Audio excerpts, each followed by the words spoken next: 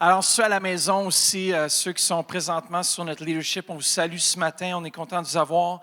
Ce matin, c'est un matin spécial parce qu'on a notre album, comme j'ai dit au début du service, qui est relâché aujourd'hui même. Et je crois que malgré le confinement, notre Église a continué à travailler. Notre Église a continué à avancer. Même si on était restreint, on n'était pas restreint. Amen. On continue à travailler, on continue à faire des progrès. On fait beaucoup de progrès médiatiques dans cette dernière année parce qu'on a fait beaucoup de vidéos, beaucoup de choses. Et puis même hier, on a fait un tournage de 4 clips vidéo qui vont diffuser dans les mois qui vont suivre. On est vraiment content de ça aussi.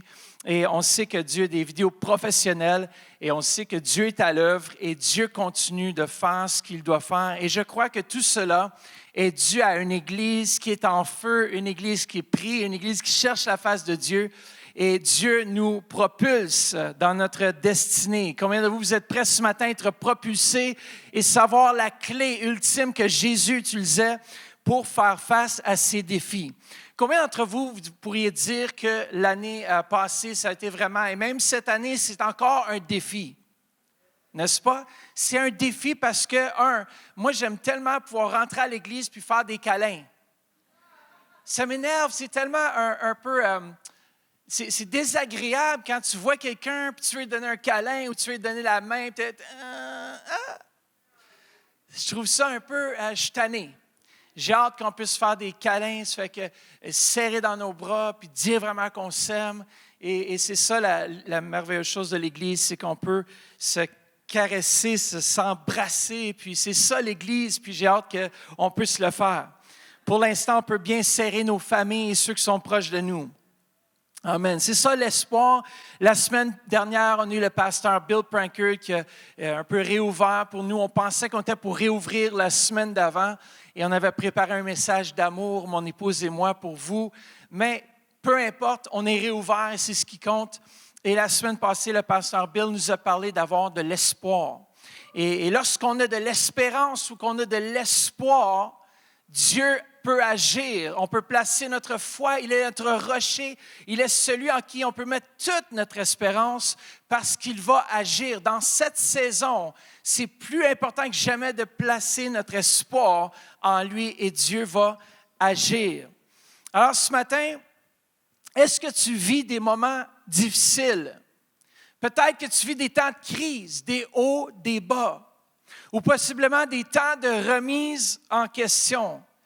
Peut-être que tu traverses une crise d'identité, peut-être une crise familiale, une crise à ton travail, une crise financière, des problèmes de santé. Mais ce matin, nous allons regarder une clé qui va nous aider à traverser l'incontournable. Vous savez, chacun d'entre nous, chaque enfant de Dieu fait face à des défis. Et vous savez, on peut faire face aux défis avec puissance ou sans puissance. On peut faire face aux défis avec Dieu ou sans Dieu. J'aime mieux dans ce monde faire face aux défis qui sont parfois incontournables avec quelqu'un sur lequel je peux placer mon espoir, mon espérance et m'appuyer sur lui. Amen. J'espère que c'est la même chose pour vous. Alors, peu importe la crise ou la tempête, on sait que c'est jamais plaisant. Et on voit partout à travers la Bible, on a vu lorsque les disciples ont traversé aussi des moments difficiles. On le sait dans Matthieu 17, 16, on voit que Jésus avait envoyé ses disciples 2 par 2 prêcher l'Évangile, guérir les malades, ressusciter les morts. Ils avaient un mandat du Maître et ils ont fait face à une situation qu'ils n'ont pas pu faire grand-chose. Et parfois, on se demande pourquoi il ne se passe pas grand-chose dans nos vies. Mais Jésus avait une clé. Ici, dans Matthieu 17, 16, l'homme est venu, il a dit, j'ai amené il y avait quelqu'un de malade, il dit, je les ai amenés à tes disciples et ils n'ont pas pu le guérir. Ah, ça doit être décevant. Les disciples auraient dit, Caroline, non, tu es allé faire la volonté de Dieu puis ça n'a pas marché. Comment vous vous sentez parfois comme cela? L'apôtre Paul aussi a fait face à différentes situations dans sa vie, mais il a eu cette assurance en Dieu parce qu'il était bien branché. Vous savez, l'importance ce matin d'être bien connecté. Est-ce que vous savez que Jésus peut te faire porter du fruit en dehors de la saison? Moi, ça m'étonne toujours lorsque Jésus vient devant le figuier qui est pendant une saison qui ne devait pas porter des figues. Et il dit, comment ça que tu ne portes pas de figues? Tu devrais porter des figues. Et les disciples se demandaient, il a maudit le figuier qui ne portait pas parce que Jésus est capable d'exiger des fruits hors saison. C'est-à-dire que Dieu peut faire quelque chose, même lorsque c'est hors saison dans ta vie. Mais Jésus avait une clé. Il avait la clé. Est-ce que vous avez hâte de l'entendre, la clé? Une clé primordiale dans cette saison que nous traversons. On peut porter du fruit si on demeure en lui. J'aime bien ce que Jésus a dit dans Jean chapitre 15, versets 4 à 5 et le verset 8. On va le lire ensemble à haute voix. Ce n'est pas mon passage clé, mais c'est une introduction. « Demeurez en moi et je demeurerai quoi? En vous. Celui qui demeure en moi et en qui je demeure porte beaucoup de fruits.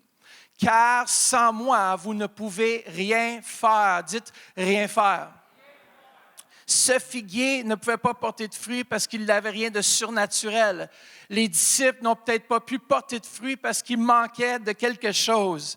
Verset 8. « Ce qui manifeste la gloire de mon Père, c'est que quoi? Vous portiez beaucoup de fruits.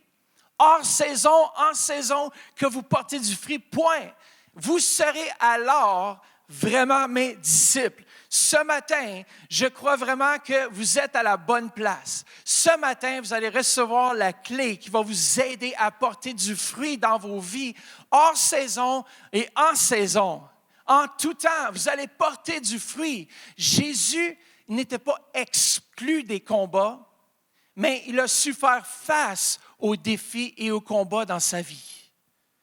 Chaque fois que vous faites face à un défi, et ce matin, la clé ou l'ingrédient principal, c'est la prière. Et je crois vraiment que cette année, c'est une année bootcamp de prière. Cette année, lorsqu'on est confiné à la maison, il y a une raison pour laquelle Dieu veut qu'on puisse prendre du temps pour communier avec lui. C'est quoi la prière?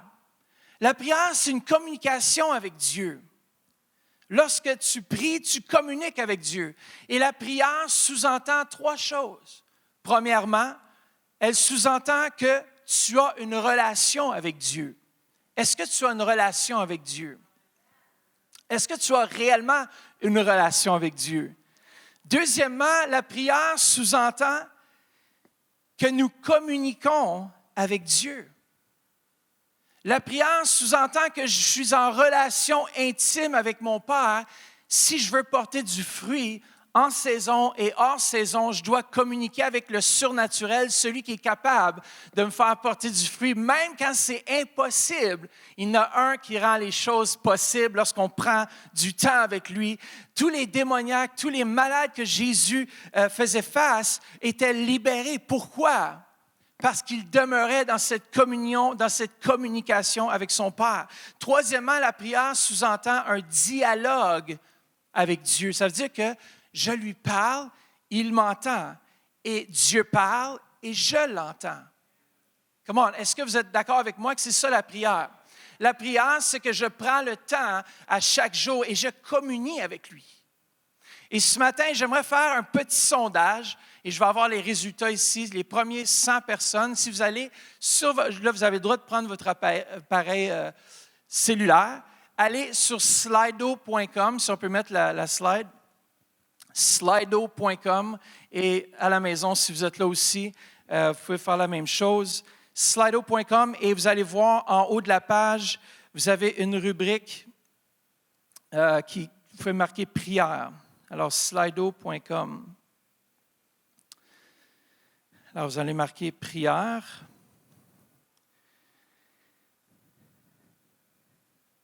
Et à ce moment-ci, ce que je vais faire, c'est que je vais lancer l'interaction, la question. Je vais activer la question. 2 petites secondes. Est-ce que vous êtes prêts ce matin pour la question? Est-ce que vous êtes prêts ce matin? Prête? Excellent. Première question ce matin, et je pense que vous allez sûrement la voir. Est-ce qu'on peut mettre la question aussi pour ceux qui ne répondent pas? Est-ce que vous voyez la question sur slido.com prière? Alors, allez-y. La première question se trouve comment... Est-ce que tu peux mettre la question sur l'écran, s'il te plaît? Question numéro 1. Comment va ma vie de prière ou mon temps de communication avec Dieu? Je ne sais pas si vous avez déjà répondu. On voit les résultats commencent à rentrer. Allez-y, allez-y. 16, 19 personnes, 21 personnes. Alors, c'est un service de patience ce matin, vous savez. On attend les résultats. On va essayer de l'afficher à l'écran pour le deuxième service. Malheureusement, ce matin, on n'a pas de diffusion, mais je vais vous dire combien de personnes. Il y a 29 personnes qui se sont 30 personnes maintenant. Ce que je vais faire, je vais vous laisser un petit peu répondre à cette question. Et comme je dis, la prière, vraiment, c'est un temps de communication avec Dieu. Est-ce que tu prends du temps? Est-ce que tu prends du temps dans la prière? Vous savez, des fois, on se dit, Seigneur, qu'est-ce qui se passe dans ma vie? Pourquoi ça ne va pas bien? Est-ce que tu prends un temps de communication avec ton Dieu? Et ce matin, je vais vous lire un passage clé. Le passage clé ce matin se retrouve dans Luc chapitre 5 au verset 15 à 16. Pendant que les gens continuent, on a 35 personnes qui ont rempli le sondage. Luc chapitre 5 au verset 15 à 16. Regardez bien, malgré qu'il portait énormément de fruits, Jésus avait une vie qui était ancrée dans la prière et il portait beaucoup de fruits.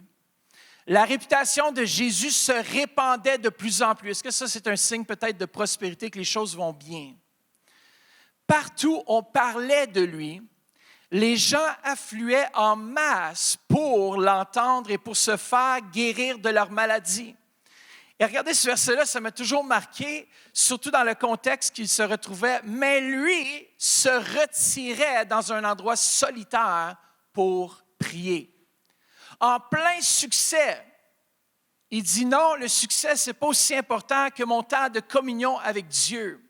Il s'est retiré, il a pris un temps à part dans son occupation, dans ce qu'il faisait, pour aller entendre la voix du Père. Chers frères et sœurs, en Jésus, on a besoin absolument de prendre ce temps de prière. Comment va votre relation avec Dieu? On va voir ici le sondage. On a 36 personnes qui ont soumis le sondage et 6% ont répondu « Je ne prie presque jamais ». 6%. Alors ça, ce message-là, ce matin, est pour vous. Et il y a certaines personnes qui ont dit « Je prie environ 15 minutes par jour ». 53% prient environ 15 minutes par jour. Et des gens qui ont répondu, 41% ont répondu « Je prie plusieurs heures par semaine ». C'est quand même bien. Alors, on est une église qui prie. Mais davantage, moi je prie et je vois qu'on va augmenter le nombre qui prie plusieurs heures par semaine.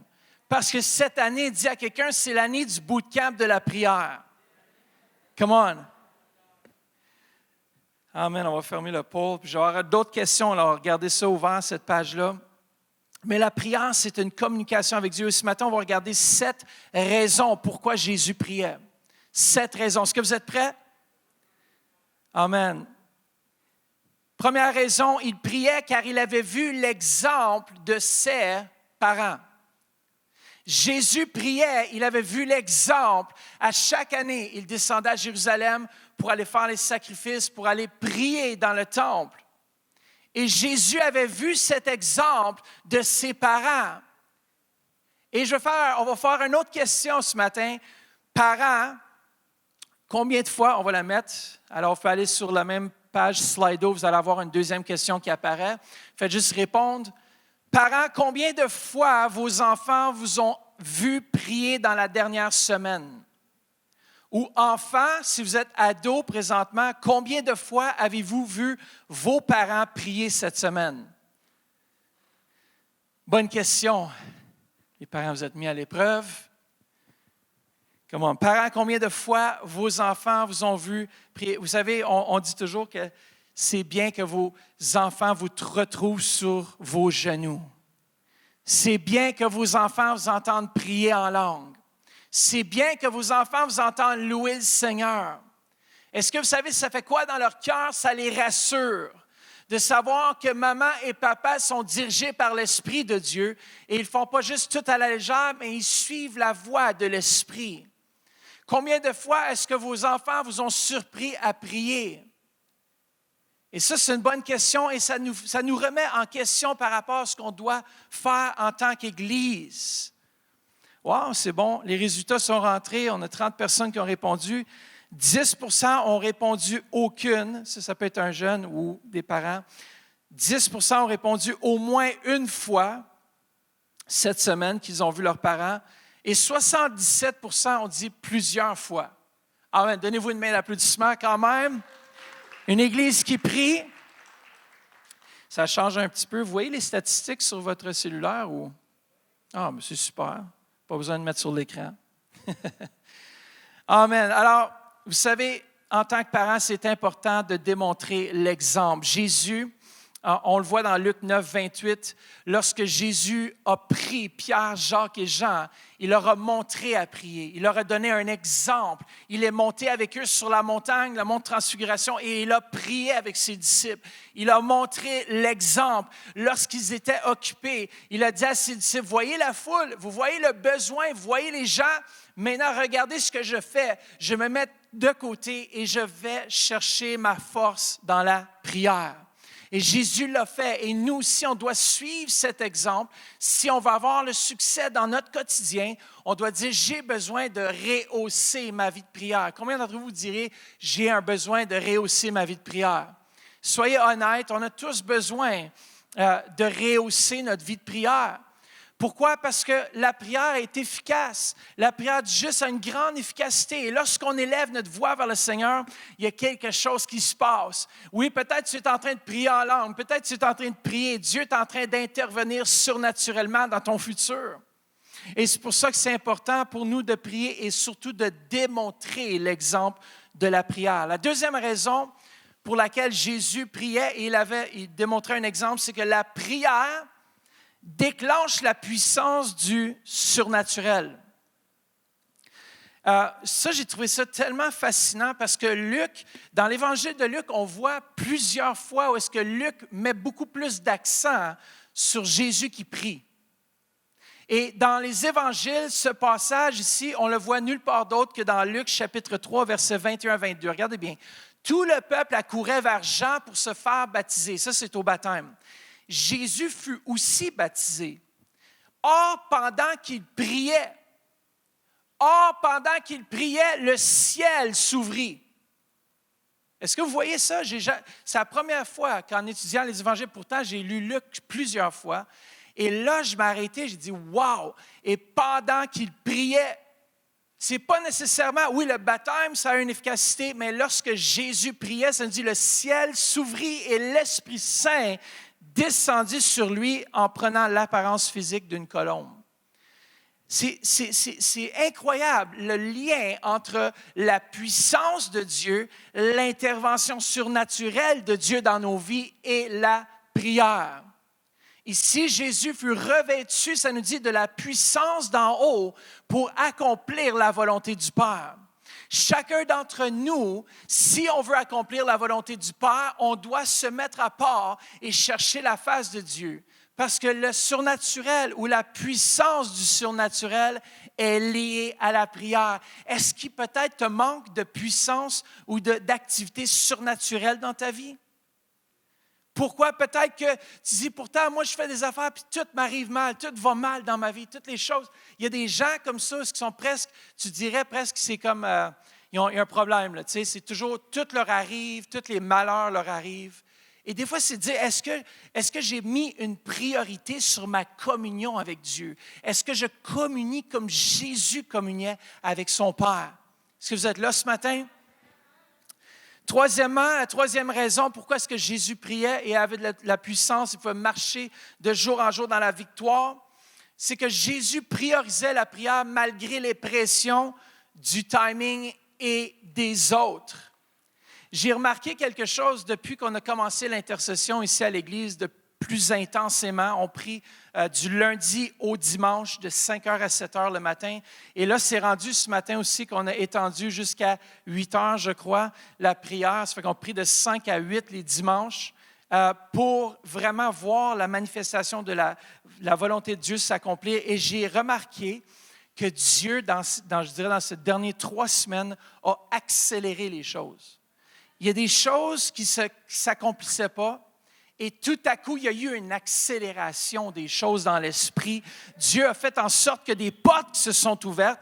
Pourquoi? Parce que Jésus priorisait la prière et le timing de la prière, même si les autres, il y avait la pression des autres, comme on a vu dans notre passage clé, il mettait la priorité non sur les choses qu'il devait faire, parce qu'il y avait beaucoup d'obligations, beaucoup de besoins autour de lui, mais il décida de se retirer à l'écart pour passer du temps dans la présence du Père, et cela, frères et sœurs, a accéléré les choses. Jésus, lorsqu'il envoyait ses disciples traverser la mer de Galilée, il dit « Allez avant moi et traversez ». Jésus, qu'est-ce qu'il a fait? Il est monté sur la montagne. Il a prié pendant que ses disciples ramaient. Vraiment, il travaillait fort. Il était rendu à peu près à 3,5 km au milieu du lac. Et Jésus apparaît où? Sur l'eau. Il y a eu une accélération dans la prière. Eux ramaient. On n'arrive pas à traverser, mais Jésus a mis le pied dans la barque et ça nous dit aussitôt, ils aborda. Vous savez, il y a une accélération lorsqu'on passe du temps dans la présence de Dieu. Le surnaturel se manifeste autour de nous. Sans même le savoir, Dieu est en train de te faire trouver faveur autour de tes patrons. Pourquoi? Parce qu'au lieu de te préoccuper de tes préoccupations, tu t'es préoccupé de ta relation avec Dieu le Père. Comment il était plus préoccupé avec ça que tous les besoins qui l'entouraient. Vous dites, mais ça n'a pas de sens. Il faudrait qu'il réponde quand même aux besoins. Mais Jésus connaissait le timing, il connaissait l'heure, il connaissait plusieurs choses parce que son Père lui révélait dans ses moments de prière les pas qu'il devait faire. Peut-être qu'aujourd'hui, tu penses que tu avances vite. Attends-toi cette année à avancer encore plus vite lorsque tu vas commencer à mettre une priorité dans ta prière avec Dieu le Père. Tous les grands hommes et les grandes femmes de Dieu, dans le passé, on voit que Daniel, ça nous dit dans Daniel 6, 11, 3 fois par jour, il se mettait à genoux, priait et exprimait sa reconnaissance à son Dieu. Comment il faut se...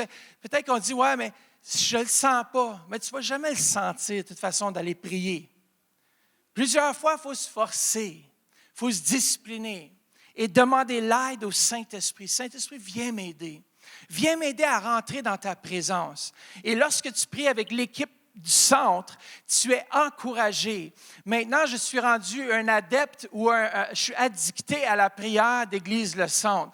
D'entendre mes frères et mes sœurs prier en langue, de prier ensemble, de lire des passages bibliques, je suis encouragé quotidiennement. Oui, je me connecte au temps de prière puis je ne dis pas grand-chose, puis c'est exactement ça que je veux faire. Je veux juste pas rien dire, je veux juste passer du temps dans la présence de Dieu. Vous savez, même si je suis un pasteur, j'ai besoin autant et plus de prière encore que chacun d'entre vous. Alors, je ne suis pas exclu de cela, mais je m'inclus dans cela et je crois que cette année, c'est le bootcamp de prière, premièrement pour moi et deuxièmement, je le déclare que vous aussi, vous allez vous discipliner. Comment on ne peut pas aller à un autre niveau si on continue à faire ce qu'on a fait l'année passée ou si notre temps de prière demeure le même qu'à l'année passée. Aujourd'hui, tu vas rester le même tant aussi longtemps que tu ne fais pas un changement. Quatrième raison, Jésus priait lorsqu'il avait des décisions importantes à prendre. Souvent, on va chercher conseil auprès des autres, qui est très bien. Je trouve que ça a sa place, puis c'est important, surtout en affaires ou dans des décisions importantes, mais surtout votre épouse, messieurs et mesdames, votre époux, de chercher conseil les uns aux autres, c'est super important. Mais ça ne peut jamais prendre la place de passer du temps dans la présence de Dieu le Père et de savoir pour toi-même, avec conviction, que ce que tu fais, c'est la bonne décision. Lorsque tu t'apprêtes à faire des décisions importantes, des grands changements dans ta vie, est-ce que tu as réellement prié ou est-ce que tu es dirigé par tes émotions?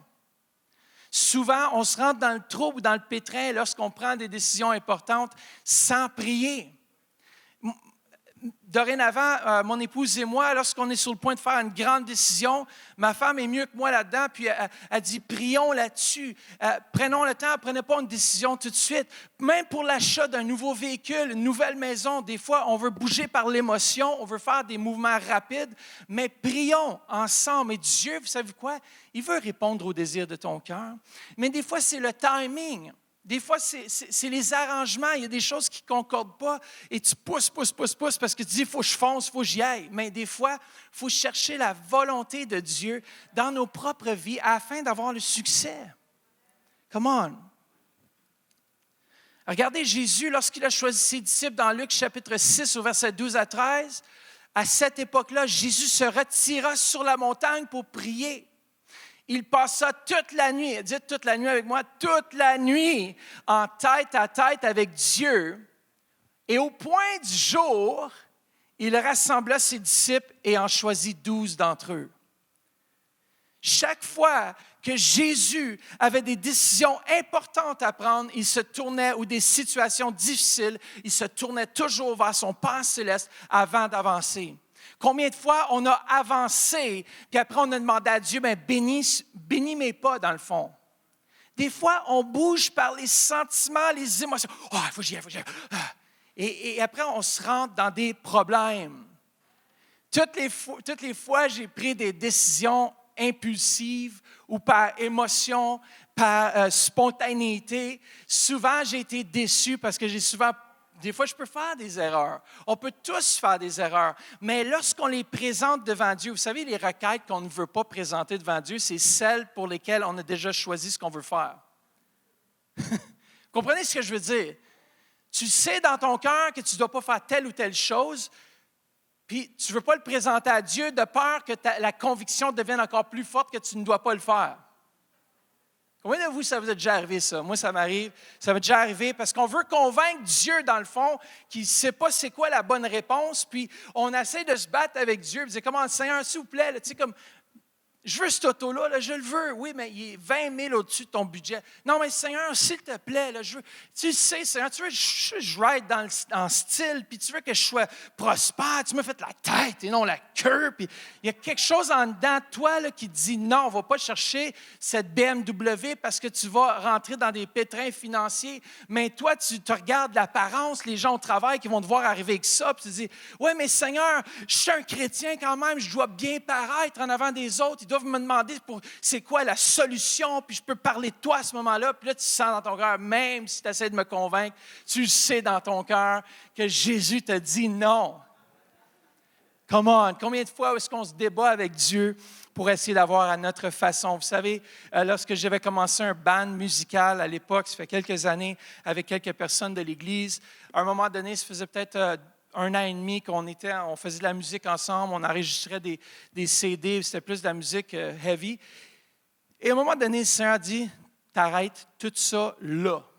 Je suis comme, ben là, j'ai 2 amplis de guitare, j'ai 3 guitares électriques, ça va super bien, on vient d'enregistrer un chant. Il dit, t'abandonnes tout. Tu vends ton équipement, puis tu me suis. Celui qui veut suivre le Seigneur, il y a un prix à payer. Et des fois, si on n'est pas prêt à payer le prix, c'est correct. Dieu va juste nous attendre, puis on va faire plein d'erreurs entre-temps. À ce moment-là, aussitôt que j'ai reçu cette pensée, j'ai toujours voulu aller rapidement dans la direction de Dieu. Amen.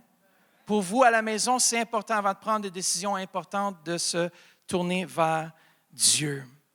Raison numéro 5, celle-ci est importante, Jésus priait pour les autres.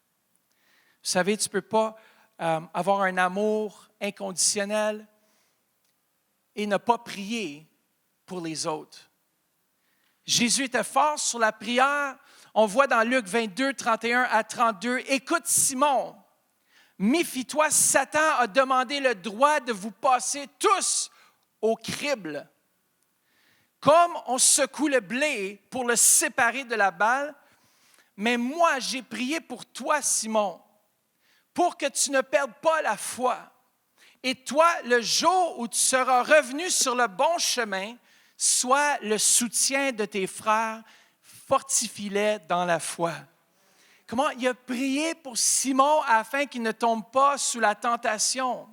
On sait que Pierre a fait des erreurs, mais on sait qu'à cause, je crois vraiment à cause de Jésus et de son intercession pour Pierre, qu'il est revenu et qu'il a prêché le plus grand message de l'Évangile du Nouveau Testament. Pourquoi? Parce que Jésus a prié pour lui. Et je crois vraiment qu'on va voir plus de miracles, plus de signes, plus de prodiges lorsqu'on va commencer à prier pour nos voisins, lorsqu'on va commencer à prier pour ceux qui nous entourent, nos familles, nos parents, peu importe c'est qui. Prie pour ton patron, prie pour ses enfants, prie. Il y a plusieurs façons qu'on peut prier, mais prions les uns pour les autres. Lorsque tu ne t'entends pas avec quelqu'un, mais prie pour cette personne-là. Lorsque quelqu'un parle en mal de toi, prie pour cette personne-là. Lorsque quelqu'un te déteste, prie encore plus pour cette personne-là. Amen. Il y a parfois des temps, des timings dans nos vies, on prie plus que jamais. Peut-être que les ennemis augmentent. Qu'est-ce que le roi David faisait tellement bien? C'est qu'il se tournait toujours vers son Père céleste, puis il dit, « Papa, viens m'aider, car l'ennemi m'environne de partout. Mais j'ai confiance en toi. Touche la bouche de mes ennemis, que ces malédictions qu'ils déclarent se tournent en bien. Comment ceux qui vous maltraitaient, ceux qui vous lançaient des insultes d'un jour à l'autre, lorsqu'on prie pour eux et qu'on dit, Seigneur, va toucher sa vie. D'un coup, tout à coup, ce membre de ta famille qui ne lâche pas de dire des bêtises commence à dire, ben, tu sais, tu es quand même une bonne personne. Comment Dieu commence à transformer les cœurs. Moi, je sais que j'ai un autre sondage ici. Êtes-vous prêts? Avez-vous déjà prié pour des gens qui vous ont fait du mal? Oui ou non?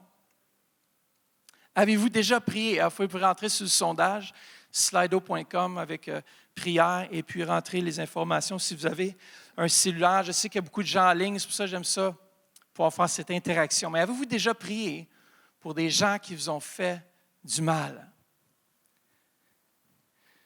On va attendre, j'attends quelques instants. Soyez honnête aussi. Dites pas oui si vous n'avez jamais prié pour le monde, puis vous avez plutôt comme parlé à tout le monde, sauf à Dieu, à propos d'un problème. C'est important, vous savez, en tant qu'enfant de Dieu, de se tourner vers Dieu. On a des gens parfois qui ne vont pas nous aimer. Il y a des gens, peu importe ce que tu vas faire, ils ne vont jamais t'aimer.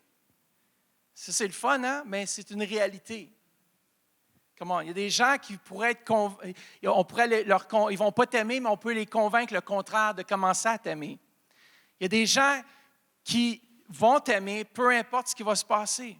Il y a toujours différents types de personnes. Alors, seulement 16% ont dit qu'ils n'ont pas prié pour des gens qui n'avaient pas. Le reste, 83% ont dit oui. 84% ont dit que oui. Ils ont prié pour quelqu'un qui leur a fait du mal. Frères et sœurs, comme Jésus a fait, il a prié pour ceux qui lui ont fait du mal. À la croix, qu'est-ce qu'il dit? Il dit, Père, pardonne-leur. Ils ne savent pas ce qu'ils font. Imaginez-vous l'amour et la passion et la compassion qu'il avait même pour ceux qui lui faisaient du mal. Est-ce qu'on peut demander la même grâce envers Dieu? Et la prochaine fois que quelqu'un vous fait du mal, ou que vous percevez du mal, commencez à prier pour cette personne-là. Des fois, on pense certaines choses à propos d'une personne parce qu'il ne t'a pas parlé ou il t'a envoyé un texto un peu de travers et tu l'as perçu d'une mauvaise manière et tu dis, bon, il ne m'aime plus, là, qu'est-ce que j'ai fait? Et finalement, peut-être qu'en parlant à la personne, tu réalises, mais ce n'était pas un si gros problème. Il n'y avait absolument rien. Il était juste pressé, puis il était énervé ce jour-là, puis tu as juste répondu rapidement. Ça n'a rien à rapport avec toi, ça a rapport tout avec lui. Alors, des fois, de juste prier puis d'élever ces gens-là devant le Seigneur va faire en sorte que les situations vont changer. Est-ce que vous êtes prêts ce matin? Le Seigneur est en train de transformer les choses. Il a aussi prié pour les malades. Il a prié pour ceux qui étaient malades. La 6e raison, lorsqu'ils avaient besoin de force pour résister à la tentation. Est-ce que vous passez à travers toutes sortes d'épreuves et de tentations? Priez. Cette année, je sais que le Seigneur va vous libérer. Il y a peut-être des gens ici qui sont tentés de différentes façons. Soit que ce soit par l'alcool, soit que ce soit par la pornographie, soit que ce soit par toutes sortes de choses. Peut-être, on parle souvent, mais de trop manger. Il y en a qui sont tentés de trop manger ou de trop faire telle ou telle chose. Alors, je vous encourage, le Seigneur peut nous donner la force de résister lors de ces moments de tentation. On est tous tentés, écoutez bien, tous tentés de différentes manières. On est tous tentés. Et Jésus priait lorsqu'il y avait les tentations qui venaient contre lui. Amen. Vous pouvez voir la référence dans Luc 23. Je ne vais pas prendre le temps de le lire, mais vous pouvez aller le voir. Et la 7e raison, si on peut la mettre en ligne, c'est pour demeurer en relation avec son Père et connaître sa volonté afin de marcher dans sa puissance. Combien d'entre vous voulez cette année marcher sur les serpents et les scorpions? Vous voulez marcher contre les plans de l'ennemi, que l'ennemi peut-être projette contre vous, et cela va se faire lorsqu'on va aller dans un temps de prière. Vous savez, cette année, avec le staff, on parlait justement parce qu'on a fait des bootcamps ou des camps d'entraînement, corps, âme, esprit, selon 1 Thessaloniciens. On faisait ça, c'est qu'on prend du temps où est-ce on se fait subir un peu notre corps des activités physiques. On est un peu épuisé, fatigué, mais on prend aussi du temps dans la déclaration de la parole de Dieu et des moments de prière intenses. Et on aimerait ça, pouvoir faire un camp d'entraînement. Ça fait quelques années qu'on veut en faire un, mais on dit cette année, ce ne sera pas possible. Et c'est drôle parce que le staff pense à ça lundi soir. Et mardi matin, moi, je disais, c'est vrai, on n'a pas de bootcamp cette année. Et le Seigneur me dit, cette année, ça devrait être un bootcamp de prière. Un bootcamp de prière. Vous savez, c'est drôle parce que toutes les églises partout dans le monde ont commencé. Il y a beaucoup, beaucoup de prières qui se font présentement. Et je crois vraiment, c'est parce que Dieu veut préparer son Église pour la fin des temps. Le Seigneur veut préparer nos cœurs pour être prêts pour son avènement. Et ceux qui prient, je vous dis, il va se passer des miracles dans vos foyers. Il va se passer des miracles dans vos vies, dans vos familles, dans la vie de votre famille. Si on prend le temps comme Église, on va voir que l'année 2021 ne sera pas une perte, même s'il nous reconfine. Peu importe, on va prier encore plus. On va avoir encore plus la victoire parce que la victoire n'est pas dans le naturel. La victoire est dans le surnaturel. Et si nous prions comme Église, le Seigneur va nous aider à traverser cette saison plus difficile. Et on va sortir victorieux comme jamais. Amen. Quelques points d'application pour ce message. La première chose, c'est qu'on devrait se joindre à l'équipe de prière sur Zoom les matins. Comment est-ce qu'on peut le faire concrètement? Comment est-ce qu'on peut se joindre? Joignez-vous via Zoom. On a créé une page, on vient juste de créer une page, Église de Centre, /prière, afin que vous puissiez envoyer un courriel pour demander les codes Zoom pour vous connecter à la prière. Alors, visitez cette page, églisedecentre.com, sous la rubrique ministère. Vous allez voir, il y a prière maintenant. Et on continue à bâtir le site davantage avec tous les ministères. Mais allez là et vous pouvez soumettre vos informations et on va vous envoyer les détails pour vous connecter à Zoom. Et c'est toujours les mêmes codes, alors c'est vraiment intéressant. On se connecte tous les matins et on prie ensemble. Pourquoi est-ce que je devrais me connecter à Zoom? Pourquoi concrètement est-ce que je devrais le faire? Premièrement, j'aimerais juste qu'on puisse diffuser. J'ai fait une vidéo. On a préparé une vidéo pour vous. Alors, voilà pourquoi est-ce qu'on devrait se connecter à Zoom. Est-ce que tu peux mettre la vidéo? Moi, je suis nouvellement chrétienne. Puis il y a une chose que j'ai compris, qu'un chrétien ne peut pas vivre sans prière, puis ne peut pas vivre sans sa Bible. Alors, on a déjà la victoire en acceptant Jésus, mais pour garder la foi, se fortifier, pour être transformé, transfiguré, il faut prier. Moi, je reçois à chaque fois. Je dis quand que je viens de prier le matin, même si je parle pas, que j'écoute, il y a quelqu'un qui va dire une parole pour moi, qui m'encourage, qui plus que m'encourager, qui me libère. Puis après ça, j'ai le goût de sortir dehors puis d'aller évangéliser, d'aller dire comment que Dieu est bon, comment Jésus est bon, puis que tu sais comment il est amour. Puis moi, qui me nourrit beaucoup. Là, c'est cet amour. J'ai découvert un amour que je pensais pas qu'il existait. Puis je vais vous encourager. Même les journées où vous êtes découragés, allez-y, priez. Priez avec votre cœur. vous allez voir comment que Dieu fait grâce, comment Dieu est bon. Alors, j'espère que ça va vous encourager puis de continuer à garder votre foi puis être fortifié. Merci beaucoup. Soyez bénis. Bonjour tout le monde. Ce matin, je voulais partager avec vous 3 des multiples bénéfices de la prière dans ma vie. J'ai remarqué que j'ai vraiment grandi dans ma relation avec le Seigneur. En passant du temps dans la prière avec mes frères et sœurs, ma relation s'est vraiment développée d'une façon extraordinaire avec Dieu. La deuxième chose que je remarquais, c'est que c'était l'un des moyens pour moi pour combattre la solitude. Donc, en passant du temps dans la prière avec et les frères et sœurs le matin, les midis ou le soir, j'ai remarqué vraiment que j'avais pas le temps de me sentir seule. Donc, c'était vraiment un moyen pour moi de combattre la solitude. Et la troisième chose, c'est que j'ai remarqué dans mes cours à l'université que je suis moins stressée, donc que les choses paraissent plus faciles. Je comprends mieux mes cours. Donc, c'est vraiment... Et comme je vous dis, c'est seulement 3. Je vais partager seulement 3, mais c'est vraiment beaucoup de bénéfices. Que Dieu vous bénisse. Pour moi, la prière des hommes qui se fait de chaque mardi et jeudi de 7h à 7h30 est vraiment venue apporter une dimension additionnelle à mes matins parce qu'on se retrouve vraiment dans un cadre où on peut non seulement prier ensemble, mais aussi se supporter mutuellement sur divers sujets et challenges que rencontrent les hommes dans la vie de chaque jour.